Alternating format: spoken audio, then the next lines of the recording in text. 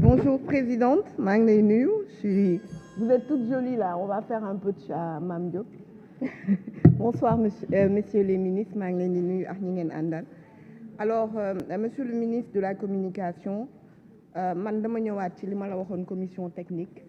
On a coupé TikTok, Internet, sans penser à des gens dans un pays sous-développé boo xam ne nit ñi dañu soxla entrepreneuriat ñuy jaay di def seen chiffre d'affaires sur TikTok di ci am xaalis di ci dundal ay famille ñu coupé ko. Oui, je suis d'accord qu'on interdise les insultes, etc. Mais il faut trouver un moyen justement de bloquer ce qui injurie ou qui appelle à l'insurrection, etc. Mais on ne peut pas priver, par la faute de quelques individus, toute une communauté de faire du business et de pouvoir faire vivre leur famille. Il faut revoir cela. xool nan ngeen di trouver solution. Et d'ailleurs, je pense que même xale yu bëri yu ñuy jàpp parce qu'ils ont fait des poches. Je ne parle pas de ceux qui appellent à tuer ou à l'insurrection. Mais il y a des jeunes qui se trompent de bonne foi. Il faut les récupérer et en faire des gens yoo xam ne mën nañ liggéey ak ministre de l'Intérieur. Mën ngeen leen jëlaat. Moi, j'ai vu ça dans des pays les meilleurs yoo xam ne ils étaient un peu dans le banditisme Internet. jànguñu ko mais dañ ci aay mais dañ leen di récupérer dugal leen ci état utiliser leen ndax ñoom ñoo xam lépp loo xamante ni mooy mbootu internet yi te ils ont la possibilité d'aller au-delà de ce que les états formels peuvent faire.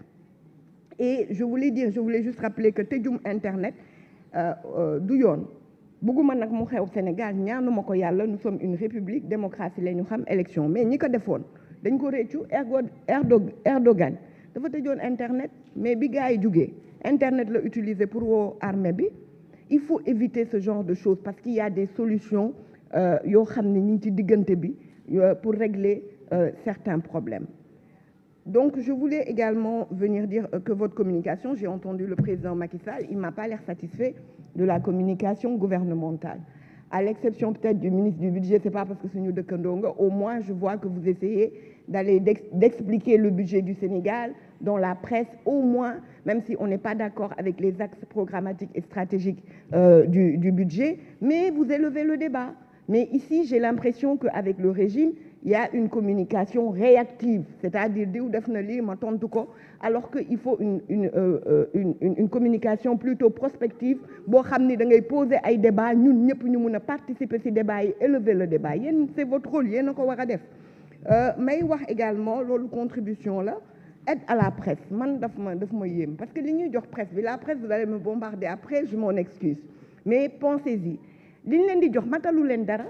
Pourquoi aujourd'hui ne pas simplement gérer ministère yi direction yi ñuy jox publicité bu doy ay publi-reportage presse bi c'est un moyen de gagner de l'argent boo xam ne moo ëpp ay 50 millions 100 millions yi leen di jox jëriñu leen dara alors que tey jii bu état bi dul xool ni parce que presse bi n'est pas avec moi bi avec qui ñu xool ñaata pourcentage la ñu war a jox en publi-reportage en publicité à la presse, je pense que ça va faire vivre la démocratie, ça va faire vivre la presse. Je voulais revenir encore, j'espère que monsieur le directeur de la RTS est là. Le dialogue politique, on avait parlé du point sur l'accès à la RTS par l'opposition. Alors, c'est le seul point du dialogue qui n'est pas respecté.